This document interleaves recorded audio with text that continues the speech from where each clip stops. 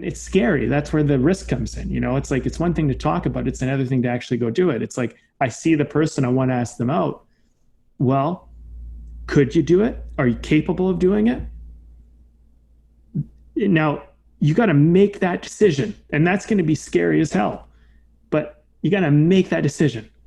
But if you need it to work out, that's the problem. Like, I think the win begins in the pursuit of that will, regardless of the outcome. When you go and do something that you don't think you can do, you change your world, you become in a new stratosphere. And I think that's the beginning stages of true happiness, to get yourself out of the comfort bubble that you're in and enter a new one. This is Way of the Artist with Brandon Colby Cook and Evan Schulte. Identifying your blocks and demystifying your struggles so that you can claim your own path and make your life a work of art.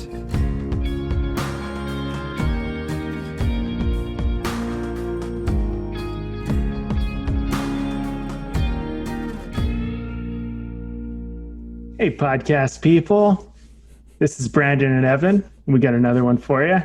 Today, well, I want to ask you a question before I tell you anything. Are you happy?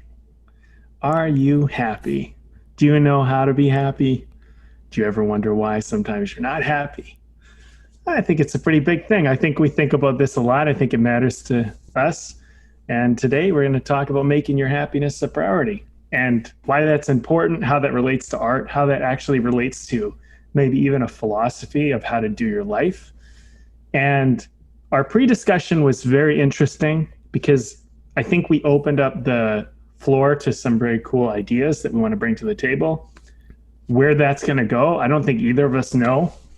But we thought this is a really important discussion because happiness and joy and purpose and all of this stuff, it really can be a guiding factor in our lives.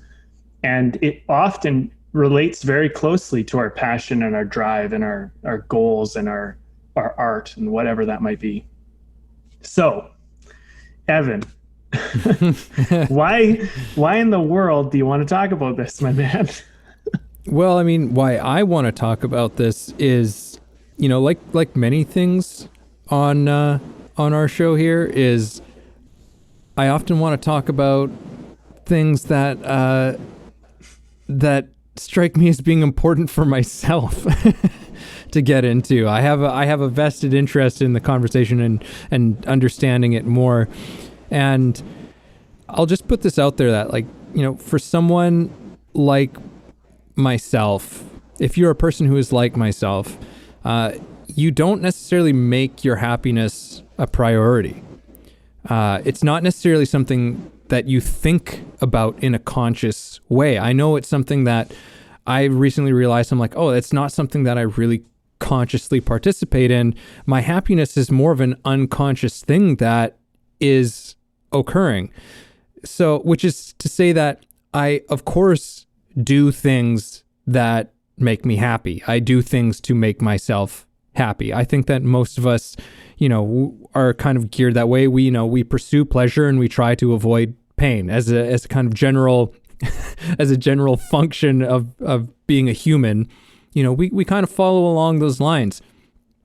But I realize that there's just this whole side that I've kind of been neglecting, which is just that, I don't necessarily make my happiness a priority. I kind of will put myself into a state of having to grind things out, having to just sacrifice, having to, just kind of take the shitty end of the stick to a certain degree and accepting that as a sort of lived reality and realizing that it's well, hang on a second, we can make our happiness a priority and noticing in my own life that with keeping that in mind, that it's transforming my experience, my day-to-day experience of just my own life, of how I approach things that maybe in the past I have resistance to, or things that I wouldn't necessarily associate with bringing me happiness, but finding that I can bring happiness to what I'm doing, or I can find it in the things that I am doing. It's not just about doing the thing that makes me happy, but about finding the happiness in what I'm doing. And that's where I think that this can be a very powerful thing, is that it has far-reaching implications. I mean, I think that we're going to definitely get into some of the pitfalls of what that can come from this, or maybe not necessarily like the pitfalls, but maybe some of our misunderstandings around happiness, and because I'm not sitting here saying like, oh, we'll just do whatever the hell you want and whatever the hell makes you happy all the time. Like, that's not realistic. We all have responsibilities and obligations and things that we have to attend to, and not all of them are easy things to do. As artists, we have a tremendous amount of resistance to doing the things that we love very often. So this isn't about just being, I mean, in some ways it is about just being happy all the time, but it's about how do we make that a conscious effort in everything that we're doing in every single moment. I think it can be fleeting. I think happiness can be fleeting. That's what I was trying to say. Yeah. And I've also heard, people say it's like happiness is a byproduct. Yeah. Right. And yeah, I understand that as well. Like happiness is in many ways a byproduct of the things we do, but I think that happiness can also be a way that we approach things too. It doesn't necessarily have to be a byproduct, perhaps. Yeah, I think it can be joy. I think happiness can kind of be an experience that is more sustained. And I think it's a lot. I think it's a lot about how you're going after it and the way you're trying to attain it, which is important. And I think, I think the emotion of like being happy, is nice, but I don't really think that's what we're talking about, at least not in my perspective. It's not like I don't want to feel sad and I don't want to feel angry and I don't want to feel these other things, because you could be happy and be angry. You could be happy and be sad. And I think that when you're inclusive of the other emotions, you actually can have a more sustained sense of happiness. But when it becomes happiness or bust, I think that's when you kind of run into problems, and that's where it becomes fleeting. I think that there is, at least in my observation, there's happiness from like pleasure, and that's very like immediate, or gratification, getting something that you want, there's a happiness in that. But it's like, that's such a limited part of happiness, because there's happiness from purpose and meaning and connectedness and a certain amount of like feeling and flow, and all of that can be happy. And I think when we limit our experience of happiness to very few things, that's why it becomes so elusive and difficult to just hang on to. And I think the avoidance of pain is part of the problem. I think a lot of people spend a lot of their life trying to avoid feeling pain because they've attributed pain to suffering. And it's like, pain's going to happen. It's like, that's part of life. You're going to feel pain. And, to find a pleasure point or a pain point, you need to be willing to go into both. And I know we're going to get into that, but you can be in great pain and have great purpose and be super happy. But to some people, if they've never really been really, really connected to purpose, they've never really had a deep meaning or a deep sense of self, pain can just be so debilitating. But when you find a deep meaning, like I really want to win this game or accomplish this thing or do this whatever, then pain is kind of like, I don't mind the pain because I know what I'm doing it for. So the pain is kind of weirdly enjoyable in the whole process. But you got to get to the point where you have something that's about it's more than just how you feel right now, because how you feel right now, I just don't think that I think happiness, some people, I've heard them call it joy, but like, I think happiness is a feeling, but I think happiness is also a state. And I think what we're really talking about is not just the feeling, but the state as well. It's both. Yeah.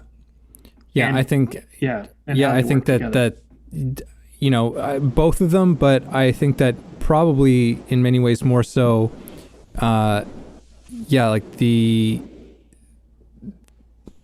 probably more so the state, I would say the state of happiness, or even happiness as a practice, because like I said, I think that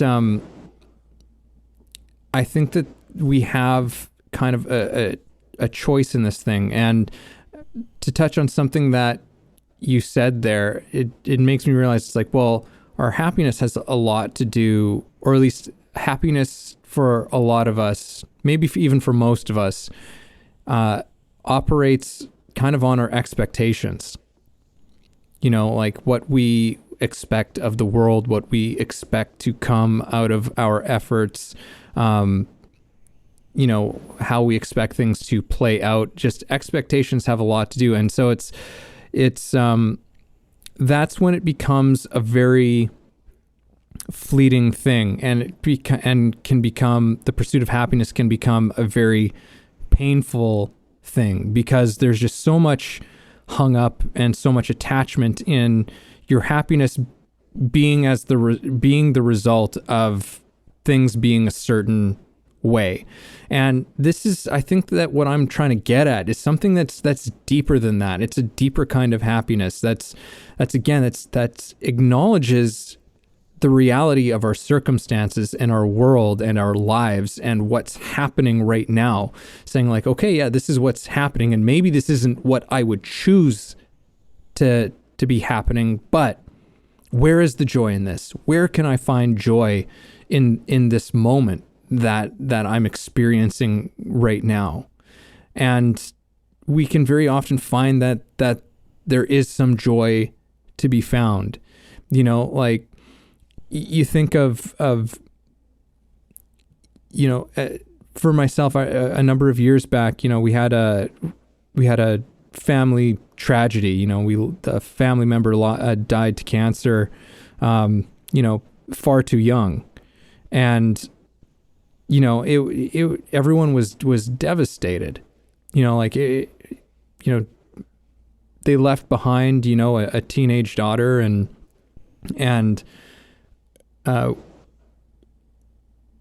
everyone's sitting around. You can't ignore the darkness of that situation, but at the same time, because I had to go, fly back to where I was born and stuff in order to attend the funeral and be there.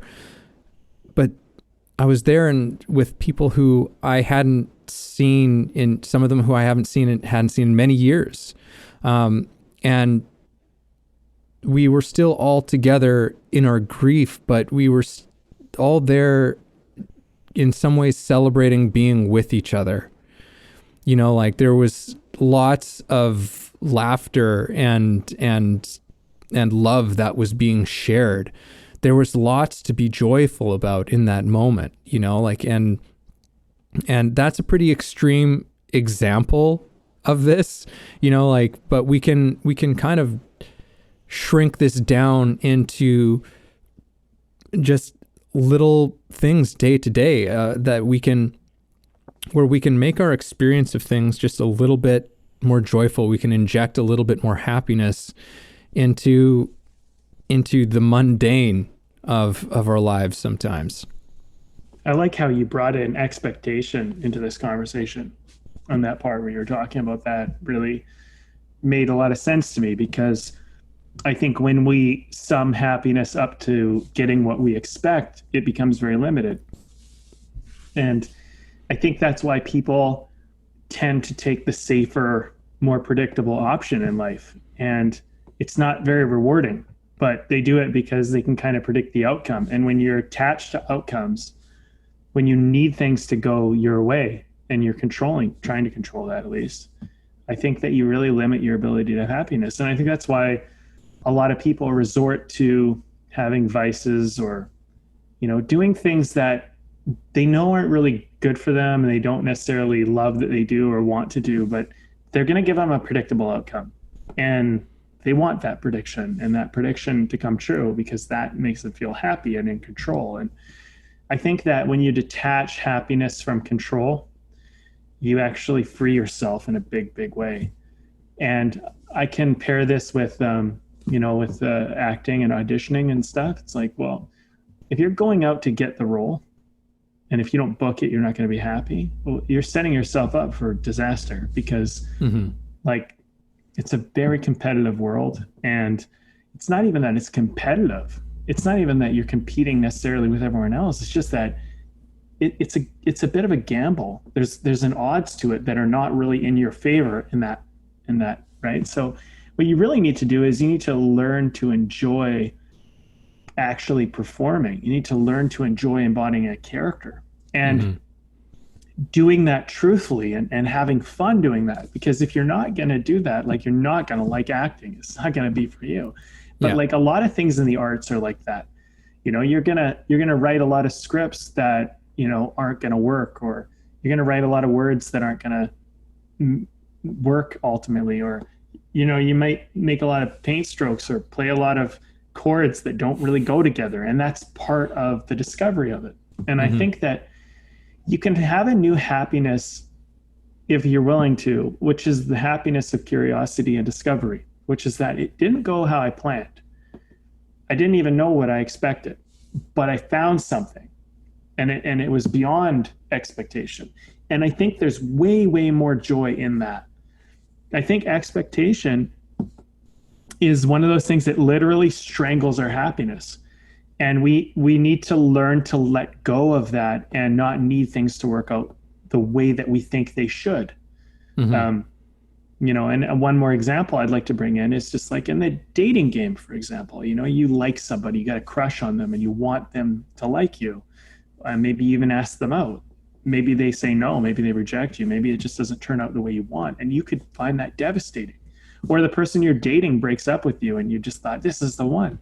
And it's like, that's where expectations going to crush you. You know what I mean? Like, that's where you got to let it go, and you got to be, okay, what is there in this that I can find that isn't about what I thought it should be? Because if you can let go of the expectation, you can learn and you can discover.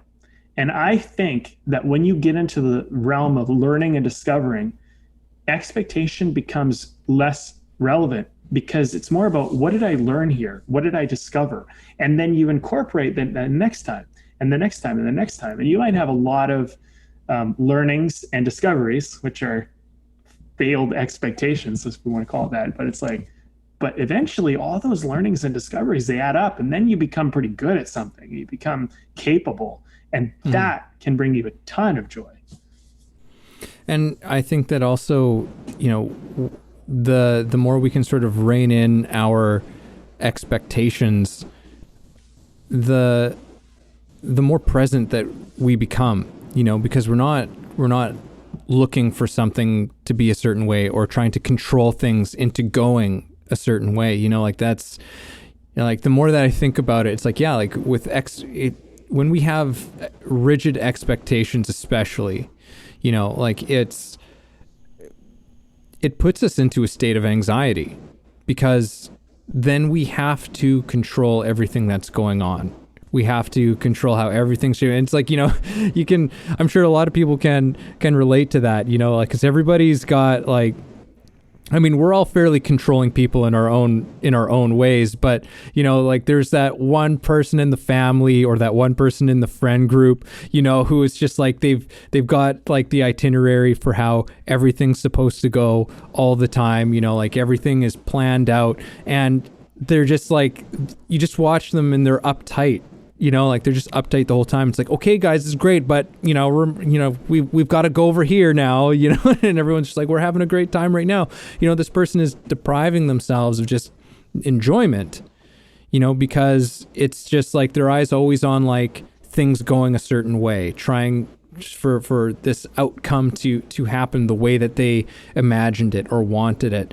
And it's almost like it's a self-fulfilling prophecy in many ways that it's not going to work out, because almost nothing ever comes out to expectations. Mm-hmm. That's kind of the way of, that's the way of art, like nothing is ever, you set out with a direction in mind. You're heading in a certain way.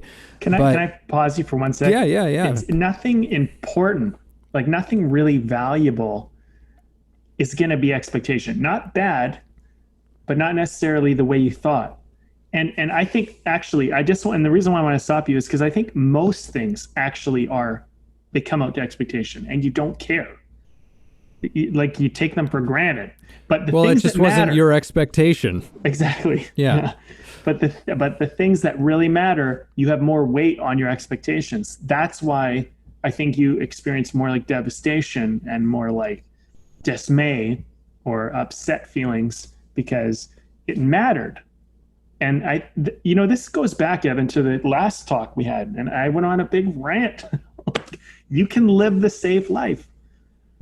And it's not that safe at the end of the day. It just isn't. It feels safe because you get all your control, you get all your expectations, but it's very, very empty because it's very small. But when you really care and you make things meaningful, like when things don't go your way and the expectations don't get met, people get upset, and then they don't allow themselves to be happy. And my motto, and I totally kind of cut you off and I apologize, but my motto, it's what I expected. Oh my God. What a dick. Yeah, at least I'm aware of it. So, I'm working on it, buddy. But my motto is like, look, when something matters, it really only takes one for it to really like just bring you ultimate joy. You know what I mean? Like you don't have to succeed every time when it really, really matters. You can have a lot of things that really matter. It don't work out, but if one does, it can be life-changing. But if you have a lot of little things that don't really matter that work out, they aren't life-changing necessarily.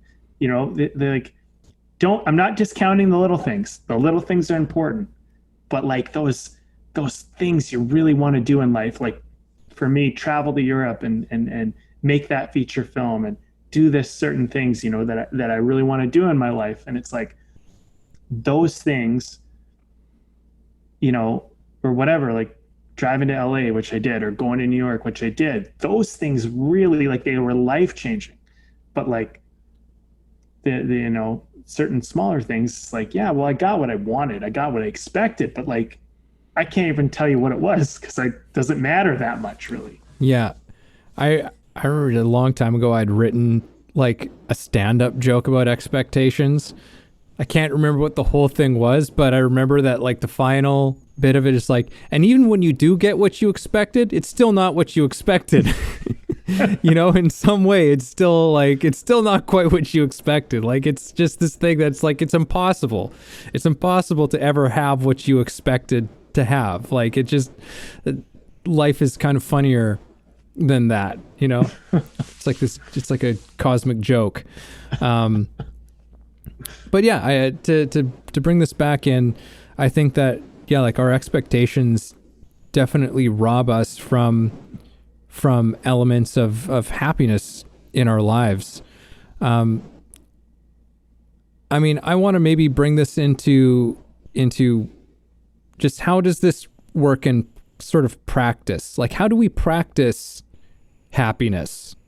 Like I've been figuring out ways, I've been this is something I've been exploring, but maybe that's something that we can just get into right now. Like how do we turn happiness and joy into a practice in our lives? Because I think that or maybe where we need to begin is, why would we want to practice happiness and joy in our lives? Like, it might seem like a stupid question, but I don't know. maybe it isn't such a stupid question. I like it. I think it's a good direction to go. I think it's a thing of maturity. I think you got to start in a very immature kind of way. And the immature way is just do something that's fun. Do something that you like. Like, just pick some things that you enjoy to do right now that'll give you that kind of immediate gratification. Eat some ice cream, play some video games. Do something that's fun. And I think that's where it begins. I think that's the first initial part of the practice. And I think that it needs to evolve and mature from there. But I honestly think that's where a lot of things just need to begin. And I think that if you end it there, you miss the point of this whole thing. But I think a lot of the time that's where you got to start. And I think that there can be overindulgence in that immaturity step too. So you have to be careful of that. But I think in the beginning, it's like, what do I like to do? What is fun? What would be enjoyable right now? And I think if you can begin there, you can start down this path. And then a more evolved state, you could imagine, would be like, I'm working on a project that won't be done for a year, but working on it feels good because I know when the year is up and this thing is near the end, it's going to feel so good. And you kind of project that big, big good feeling down the road. Mm-hmm. And it feels good to do something that's maybe more purposeful and meaningful in the moment, but isn't necessarily like that kind of pleasurable joy thing that you were doing in that kind of immature stage. And then I think you can do both. I don't think you have to do just one, but I think that's my thought. Yeah. I think I like where you're leading this down into, because, I think that it is very important in many levels, like, is that we have our sense of a direction that we're going, because if we have no sense of direction of what we want, or you don't need to know exactly what that is, but you need to have some kind of a notion just to get you moving in a direction and by that, I mean, it's like, it's that calling, it's that thing that you feel compelled to move towards, that I think that's essential, because if you don't have that, then I think that's when just the pursuing happiness can become a destructive thing, because it can throw you into a kind of a limbo. I think it can even throw you into a kind of depression as well, because it's just everything's just kind of aimless, and it can be fun for a little while. Don't get me wrong. There can be great pleasure in just kind of an aimless sort of, period of time in your life. But I think that we need to have some sort of direction that kind of scares us, that takes us into the unknown. I just started reading this book called The Third Door, and there was this line in it, and it was something like, our greatness or our greatest success does not lie with comfort.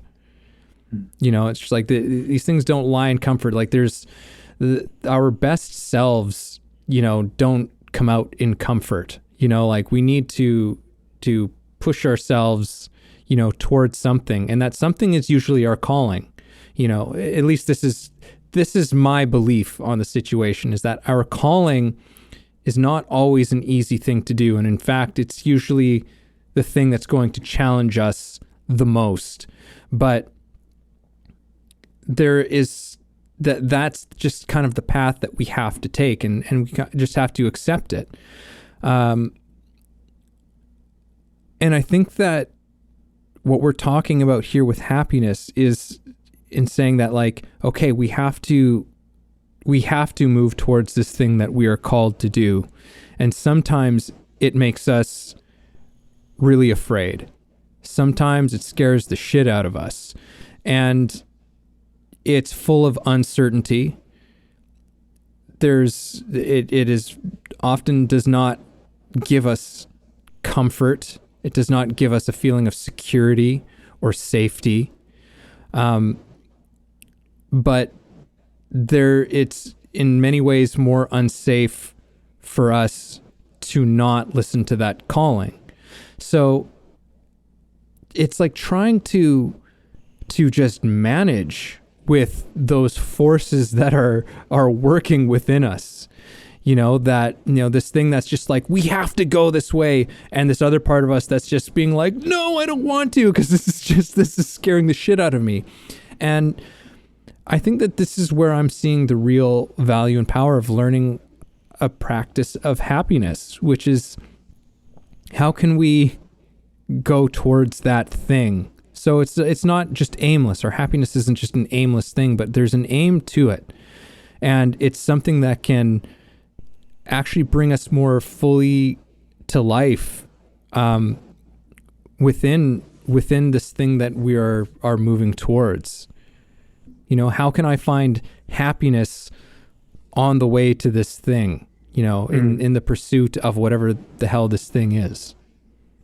I don't know if you have to ask the question, how do I find happiness, as much as it is like, I do think that a lot of the way you're going to find purpose is through going for something that makes sense right now. It's like, you don't need to know where that's ultimately going to lead and what door that's going to open up.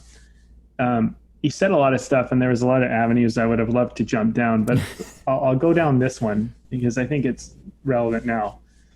But when I was 15, somewhat above that, 15, I remember, well, let me start here. I was walking through a sports store with a bunch of my friends, and we walked by this bike, and it was a full suspension Iron Horse mountain bike. That was fucking beautiful. It was awesome. We all walked by, and it was like the shiny sports car, and it's just like, wow, look at that thing.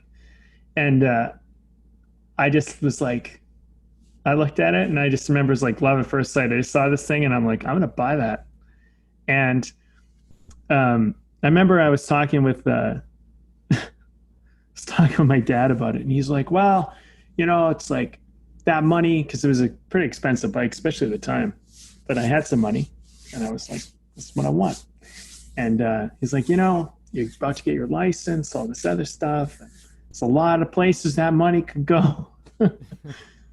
And I remember just thinking about it, and I kind of had a heart to heart with myself, and I was like, I want this bike. And it wasn't just like, I didn't want it because my friends liked it. Like, I saw it, and I was like, I want it. And I went out and I bought it. And that bike and I went on so many adventures to places that people will never see because you didn't have the kind of vehicle to go do it.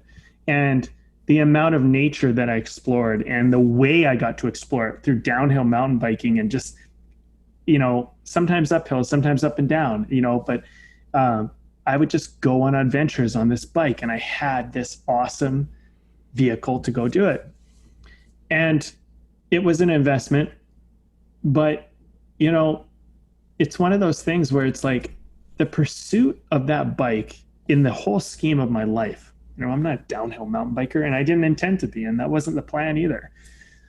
But I wouldn't change or trade those experiences for anything. They were incredible. And how much they inspired and formed other decisions I made. Because after I bought that bike, the guys who I was walking through the sports center with, they were blown away. They're like, I can't believe you bought this bike. Like, when you said, I'm going to buy it, we thought you were just kind of like joking. And then you went out and you got it. And I was just like, but I was so dead serious about it. But it gave me this mentality in my mind, which was that if I say that I want something, that I'm going to actually go do it. And it started to inform a belief in me that I could get what I wanted and I could have what I wanted. And I didn't have to make excuses.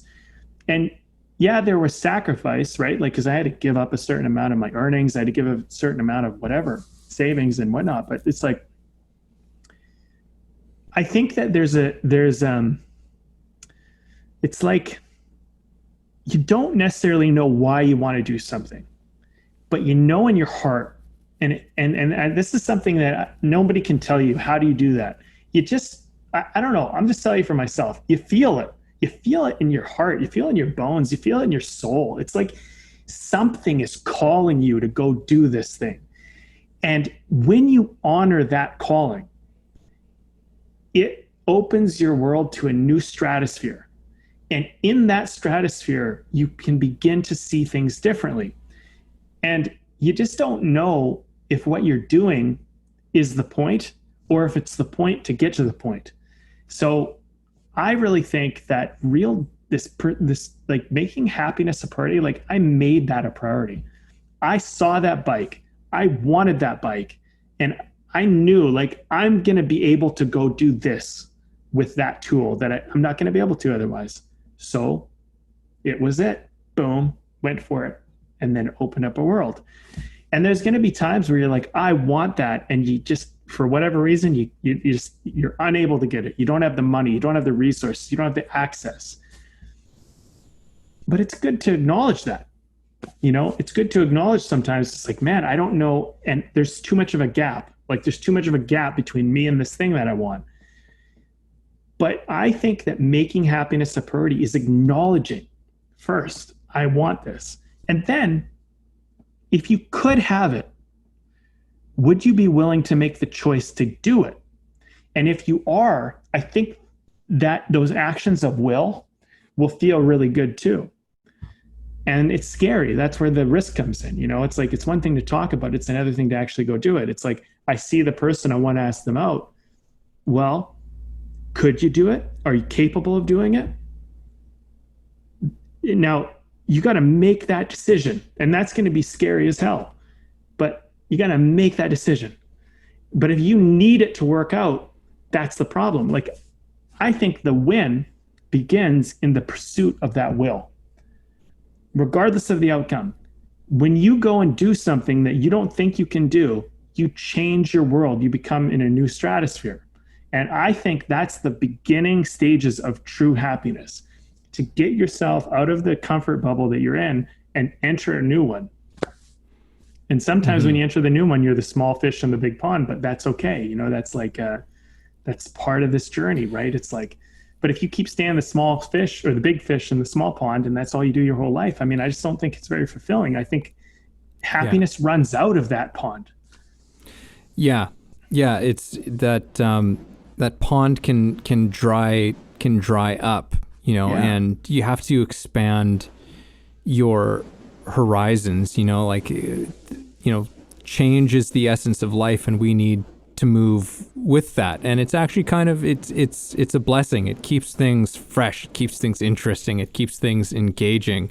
You know, the fact that things always change, you know, we need it. We actually, you know, change is in many ways the thing that nourishes us as human beings. It nourishes our evolution. And so absolutely, like, I think that what you're talking about is, you know, there's sort of this big picture happiness, you know, which is the happiness that comes from choosing and following the call, choosing and following the passion, and all of the challenges that come with it. And there's a delayed gratification that comes with that.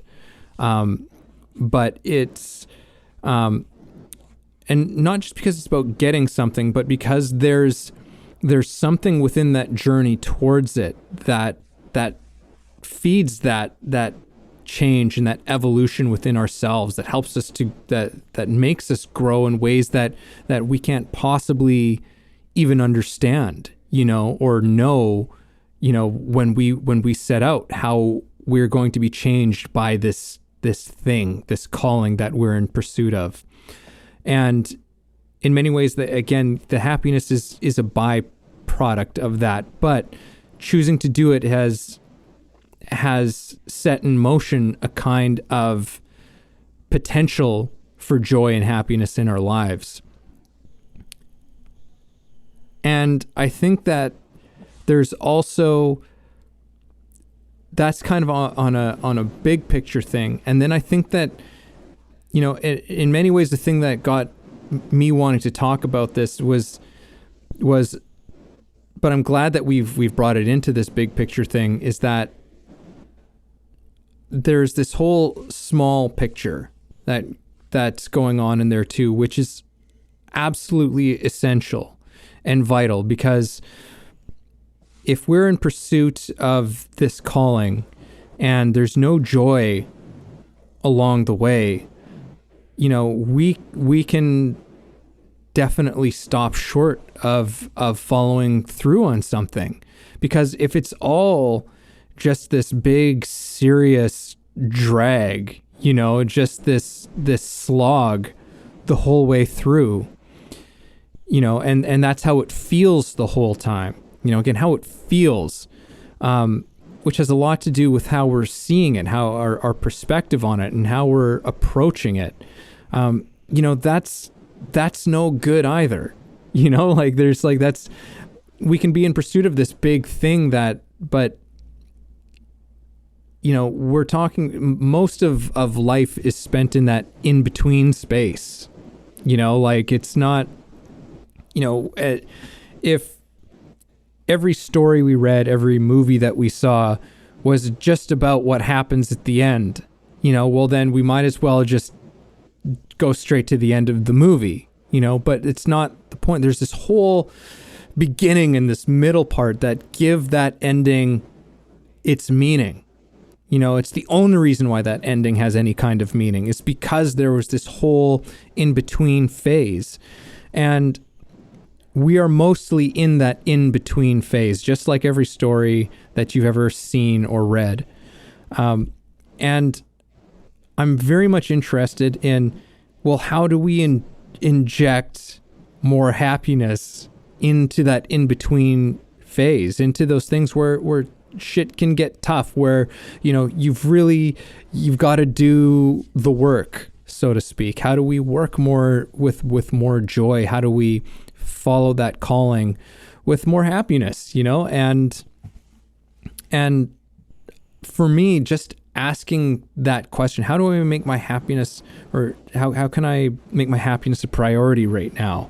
And suddenly there's just little things that I can do, that just suddenly add a sense of lightness and levity to whatever's going on, to prevent it from getting kind of bogged down in the seriousness and the scope of this pursuit. I've been kind of speeching a little bit today, but I get you. That's good, man. Yeah, don't make it so heavy. I'm surprised it took us this long to get to that. But what a good point that you wouldn't want to skip over on this talk. I mean, that's part of the problem. We just make things too heavy. I mean, I went off on you need to make things meaningful and, connected and all that stuff. But sometimes actually you got to do the opposite. I get that it's really important.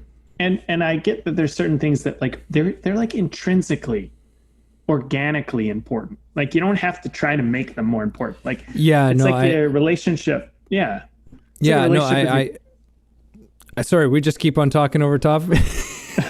But no, it's funny because you're saying it, and I was just thinking that, because it's just it's not about making things meaningful. It's in many ways I think that our lives have inherent meaning built into them. And in many ways, it's about discovering the shit that actually has meaning to us, being surprised at the things that are truly the most meaningful to us, and saying okay, well, that's the way that I'm going. So I'm glad that you brought that in. Yeah. And I mean, meaning is there's certain things that are really, really important to us, but we have to, I think, find the lightness and find the funniness in some of this stuff.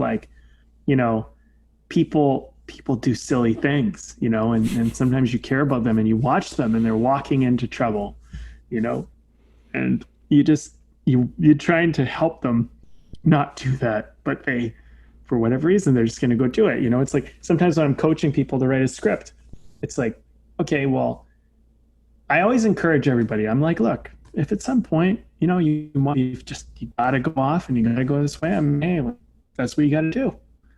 It's what you gotta do. It's what you gotta do. But like, there's a structure here. There's a plan. Try to stick to it.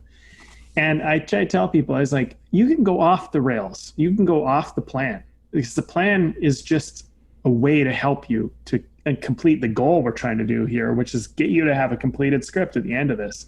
But it's like, what I try to tell people in the beginning is like, look, the problem with going off the rails early, before you really know what we're doing here, is that you won't realize the mistakes that you made.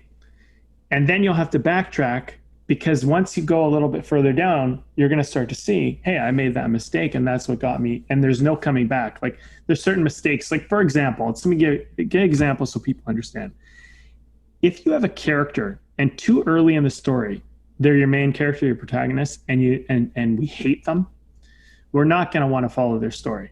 So if they're really dislikable and there's nothing redeemable about them and we despise them, unless they're super interesting, which is kind of can happen, and that will make us follow it. Unless they're super interesting, or we have something likable or something relatable or something that makes us care, we will probably not care about the story. It will disband it. So you can take a terrible person, terrible character with low morale and morals, and I mean just not ethical and just a shitty human being, but you could make them interesting to follow, and we can be curious about their story, and we'll go. But there's certain things that if you break those rules, we will not care about your story. It doesn't matter how good it is, because that person is our vehicle. And if it's a multi-character story, the same kind of thing applies, just a little different. But like, basically, I'm like, okay, look, sometimes people will have to go off the rails, do it wrong, and then they can see, oh, I'm seeing why this doesn't work. And then they go back and they can start again. And it's like, I feel like people do this in life, you know, and I imagine, not that I am a parent, but I imagine what it would be like to have a kid. You know, your kid's going to go off and make mistakes, and you're going to have to let them, because that's how they're going to learn. And you kind of got to like, well, you know, that's a kid being a kid. You know, that's a screenwriter being a screenwriter. That's an actor being an actor. Like trying to emotionalize it or trying to say it in a cool way. You know, it's like, it's funny. And then hopefully, by making the error, you can kind of like, but if you get like, oh, no mistakes can be made, I have to take this so seriously, and anything that goes wrong, that's where I think you, like I said earlier in the conversation, strangle the happiness out of it, right? Mm-hmm. You got to enjoy kind of doing some things wrong. And I like what you're bringing in here. And I feel like there's so many other areas we could talk about this, but it's like that levity. Bring the levity in, bring the sense of humor, like take the weight off a little bit, you know? Yeah. I mean, one of the questions, or just maybe not so much a question, but just a way of looking at it, a thought that has helped me, is just to ask, what is my happiness asking of me? You know, what is happiness asking for me to do right now? And sometimes the answer that comes is very bizarre. Like it seems counterproductive, you know, like sometimes the answer just like, you know what, just blare some like Rage Against the Machine right now, you know, and just like fucking rock it out. Just like rage out a little bit right now. You know, that's what my happiness needs right now. It needs to have just like some kind of a release valve opened up. And it seems bizarre because we think of like happy, you know, it's almost thinking of happiness as like an entity of some kind, you know, like that also has its calling that it's making on us.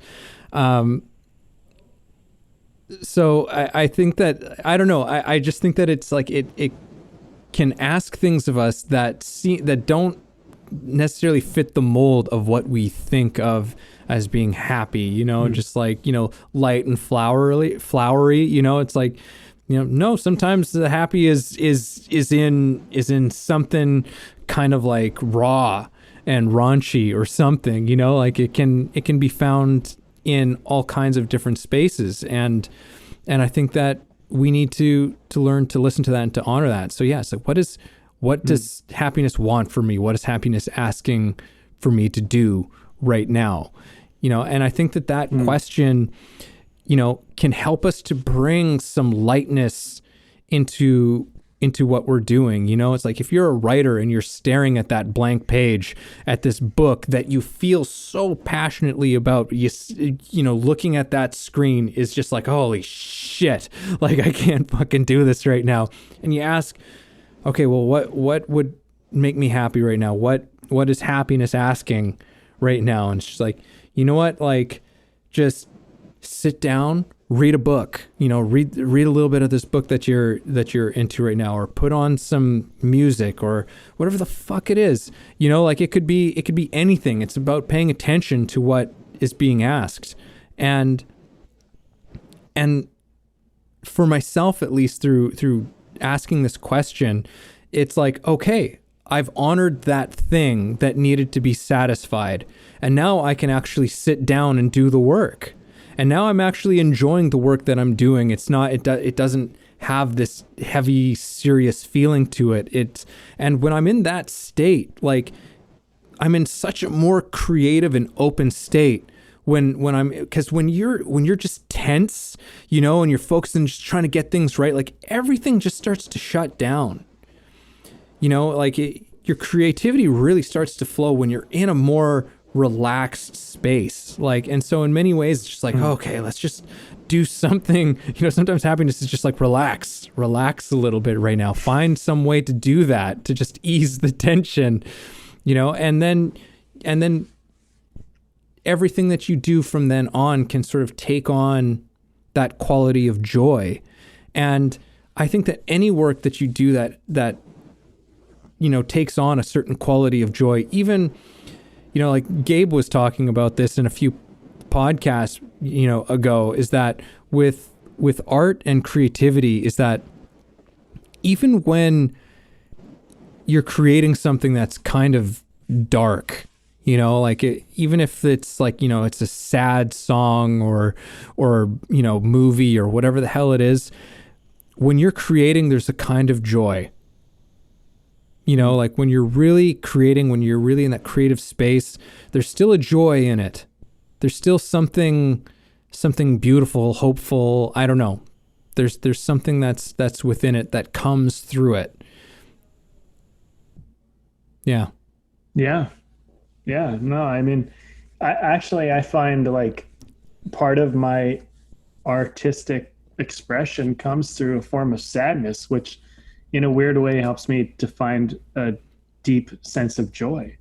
And I don't know, like I think as an artist, you start to find your voice as you do this more, and you just kind of focus on these types of things. But I found that my artistic voice, at least, is coming out through this kind of combination of silliness and sadness. And when those two come together, something really fucking cool can happen. And, I've done stand-up before, and I've thought about doing more of it. But like, I was thinking like, well, some of my jokes, like when I tell them, like I do this Joe job right now, and I've shared with you, but I'm just telling everyone in the audience, I do this Joe job, drive a forklift, drive all this big machinery all around all these guys mostly. And it's very blue collar and very mechanical. But when I'm joking, I'm like, all these guys are howling. And at the same, I have this kind of part of me which kind of steps outside of myself and like, this is a sad story. This is my life. Some of this shit. This is sad. Like, but it's hilarious because there's a silliness to it. And it's like, these are things that I've maybe even cried over, but yeah, like I've healed them. And I think that's kind of part of the joy, the happiness. It's like catharsis is such an important part, letting emotion come out and not necessarily just needing happiness to come out, but letting sadness or anger. And I've shared this on the podcast before. I mean, I went into a deep fucking dark depression for a little while, and I didn't know if I would ever get out. And what got me out was when I first acknowledged how fucking angry I was. And I decided I would not let, I don't remember where I learned it from, but someone pointed out that anger doesn't need to be violent. It doesn't need to be like, it doesn't need to hurt anything. It doesn't need to damage anything. And that really, really stuck with me. And I realized, because I remember it was just a moment of rage and I just let out some anger, but it wasn't destructive. And it felt so good to just like let that out of my body that it started to break me from this whole thing. And I realized that I needed to have a catharsis with anger. I needed to like rage out without being destructive or hurting anybody or anything. I just need to yell and get angry and like let my body feel this shit. And that allowed me to heal it to the point where I could laugh at that shit now.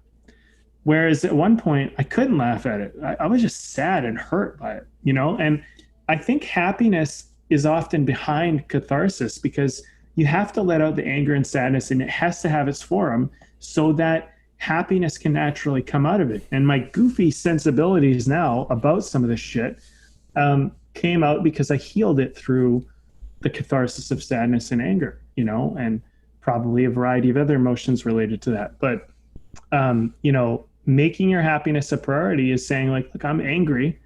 I'm going to let myself be angry right now because I know that by letting myself be angry, I will get to happiness. But trying to be happy without letting yourself be angry if you're really angry or if you're really sad, I think is what stops you from ever getting there. So part of making happiness a priority is letting the emotions you have a moment. So, because that's the thing about emotions, I find, is like you let them, they're fleeting. You let them have their moment and they pass. But if you don't let them have their moment, they stick around. And the thing is with happiness, most people are not trying to let themselves be happy. And that's why it doesn't just, you know, get stuck. Oh, I'm so happy all the time. It's like, I'm so happy. Can't you see how happy I am? It's like it doesn't even make sense to us. You know what I mean? Because it's not where we get stuck. We get stuck in sadness and anger and probably some other ones, but like in relation to those, right? Well, we get stuck in them and trying. So I'm just saying, open the dam for all emotion so that happiness can come out too, because it's a part of the whole emotional experience. Yeah. I was going to say, it's like, and he's like, and now Brandon summarizes the Pixar classic Inside Out, which we've talked about so many times because it's a brilliant movie. It's a brilliant little movie. That always makes me cry. Movie is like, I'm so closely related to that movie.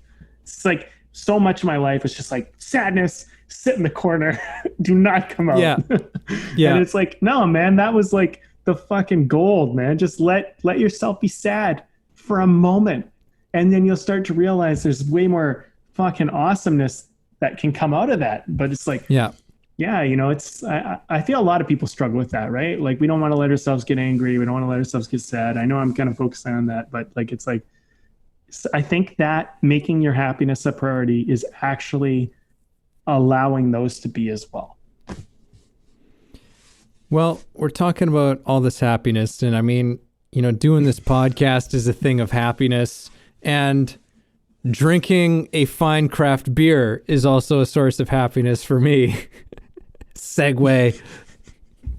Like how I navigated that one. Nice. One of your smoothest. Yeah. Until I draw attention to it. I saw you work. I could see you climbing the ladder towards it. And I was like, yes. It's like, I know where this one's going. Yeah. Yeah. Well, I'm drinking a beer from Phillips Brewing and Malt & Co. They're always one of my favorites. They're such a great brewery out here in British Columbia. And this one's called Crangerine Dream. It's a cranberry tangerine ale. Wow. And that's a bizarre one. Is it good? Yeah. Yeah, it's like, it's almost verging on a sour, but not a sour, because they can be a bit much, but this has been very nice to drink. Very like it's got kind of that, like definitely get that citrus and that tartness from the tangerine and the cranberry, but it doesn't make you pucker, I guess is what I'm trying to say. I like it. It's not, I don't know if I would if I would get this one again. It's not a home run for me, but it's I have had no issues with drinking it over the course of this conversation. So there it is. Yeah, I get that. I mean, those types of beers for me are kind of like that. They're kind of like a one-off. I want to try this, see how it goes. That would have been on my scale of like looking at a beer to get. That would be on my high risk scale. It would be like, I don't know. I don't know if I'm willing to go there, but as we make our way through every craft beer in the world, slowly, we'll be taking more risks, I'm sure. Mine's a Kolsch, and it's called Wedgehead, and it's from Smuggler's Trail. There's the can for anyone who's on video. I don't know if that can be seen. There we go. Anyway, it's good. This is a solid beer. Yeah, I don't know what else to tell you, man. It's a good one. I recommend it. I like it. Yeah. A Kolsch is a Kolsch, It's kind of like meant to just be easy to drink, satisfying, doesn't draw too much attention to itself. Yeah. Oh, it's a solid beer, I find Kolsch's, like, I mean, if I had a bunch of them together, I could maybe kind of compare and contrast and say like, I like this one more, but I don't know. It's just kind of like, this is a good one. I'd do it again easily. So there you go. All right. Let's wrap this baby up. Let's tie up the knot here. Closing comments. I'm glad that we got into this one. We dove into a couple of different areas. You brought in expectations and I mean, I think that for me, it's like, I don't know, one of the interesting things for me was this whole, like, this idea of, having of the macro and the micro, this calling that we have, like that there's this path that we kind of have to take, to accept, in order for there to be a kind of state of happiness that's even possible in some ways. And just, I don't know. I think that there were some questions that were brought into this conversation in terms of just finding ways to just inject some lightness into our lives, into the everyday, because from just my own sort of experience of doing this as a practice, happiness as a practice is maybe the last thing I want to leave people on, is that, like, it doesn't just have to be necessarily a byproduct state, but that it can be a practice in everything that we do, where we learn to find the joy in what we're doing, or to either to find joy, or maybe the better way to put it is ways that we can bring joy into whatever our situation is, whatever circumstances, whatever is being asked of us. It's there. It's there for us in every single moment, and it just maybe requires our attention and bringing it to the forefront of our consciousness, and again, making it a priority to bring this back into where this all started. Make your happiness a priority. It's important. I mean, like, like, life has its challenges, but holy shit, man, like, life doesn't have to be just grinding things out all the time, and it can't just be about everything, our happiness being dependent upon some expectation or something being fulfilled down the line. It's something that happens right now and can happen right now, when we have the mind to call it into existence, I guess. I agree with you. I like the point that you made is like bringing it to attention and being conscious about it. And I don't interpret that as like, oh, I need to be happy. I don't like it's more like just being like, well, if I was going to be happier, if I was going to be happy, what would that take? What would happiness ask of me that it needs? And I think if you're trying to get things to feel happy or you're trying to control the outside world, I just think you're not going to be happy. I think that's funny, actually, when people do that. When I do that, I think that's funny. And I think that you need to laugh at yourself. And I think the big takeaway that I'm taking away from this is to make it lighter, to just not make everything so heavy, and, to kind of put things in the direction of like, I want to see what's silly about all of this. Like, I think that you can have things that are really important in your life, but I think that you got to just like not make them heavy.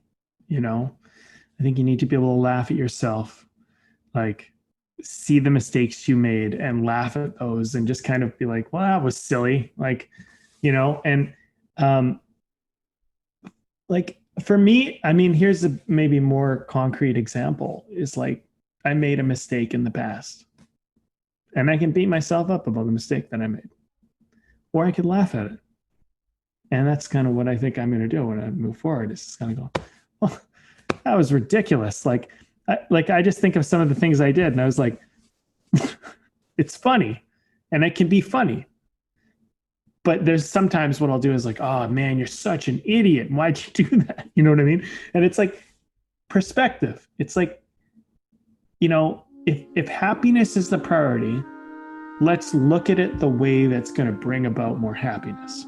Let's go about it in a way that'll bring more happiness. Let's not go about things in a way that takes us away from that. And let's see that that's valuable and important and make it so. Thanks for listening to the show. If you got something out of this, if you feel it improved your life or your journey in any way, please take a moment to subscribe, leave a review, or share the episode. You can also support us on Patreon, where we have tons of great bonuses. You are the ones that make the show possible and help us to thrive. Thank you for joining us.